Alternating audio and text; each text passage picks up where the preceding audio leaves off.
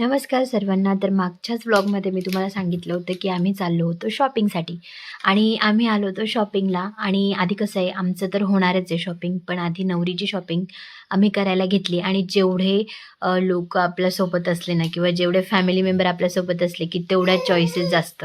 So हे बघ ते बघ असं करून आम्ही तिची शॉपिंग इथे पूर्ण केली होती. तिने बऱ्याच व्हरायटी बघितल्या. आणि मला ना इथे शॉपिंग करायला खूप आवडतं, कारण की एकाच ठिकाणी सगळं भेटतं, जेंट्स लेडीज, परत लहान मुलांचे पण शेजारीच शॉप आहे. आणि मला कमी किमतीमध्ये छान भेटून जातं इथे, आणि बाकी ज्याची त्याची चॉईस. आणि तिच्या इथे साड्या वगैरे घेतल्या गेल्या होत्या.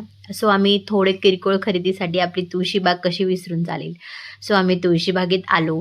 आणि आईन ते सोबत असल्यामुळे, आई आणि आंटी सोबत असल्यामुळे आम्ही बाकी कुठेच जास्त फिरलो नाही.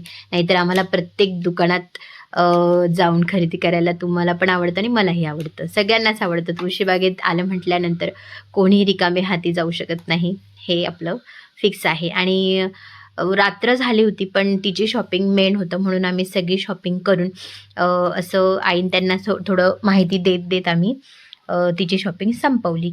आणि नंतर मग भावाकडे जायचं होतं. आणि आम्ही आणि मेन म्हणजे यसूने काही त्रास दिला नाही. आणि पुढे काय काय होईल हे तुम्हाला कळेलच. बाय.